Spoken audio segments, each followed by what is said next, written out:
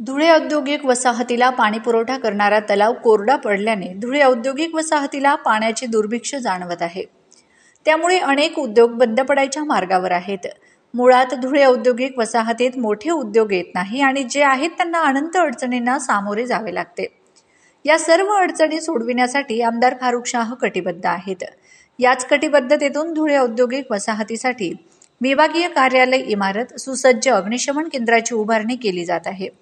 तर विस्तार करण्यासाठी रावेर शिवारातील भूसंपादनाचा प्रश्न अंतिम टप्प्यात आहे। तसेच धुळे औद्योगिक वसाहतीला नेहमी भेडसावणाऱ्या पाणी प्रश्नाचे निराकरण करण्यासाठी हरण्यामाळ पाणीपुरवठा योजना मंजूर करून आणली।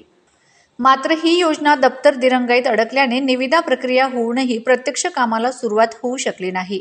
ही बाब लक्षात घेऊन आमदार फारुख शाह यांनी उद्योगमंत्री यांची भेट घेऊन धुळे औद्योगिक वसाहतीच्या पाणीपुरवठा योजनेची वस्तुस्थिती लक्षात आणून दिली।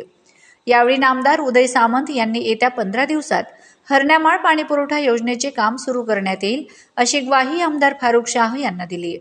त्याचबरोबर औद्योगिक वसाहतीचा विस्तार होण्याच्या दृष्टीने रावेर शिवारातील गट नंबर 80 पैकी जमीन अधिग्रहण करण्याच्या प्रस्तावावर निर्णय घेण्यासाठी पुढील आठवड्यात बैठक आयोजित करण्याचे संबंधितांना निर्देश दिलेत।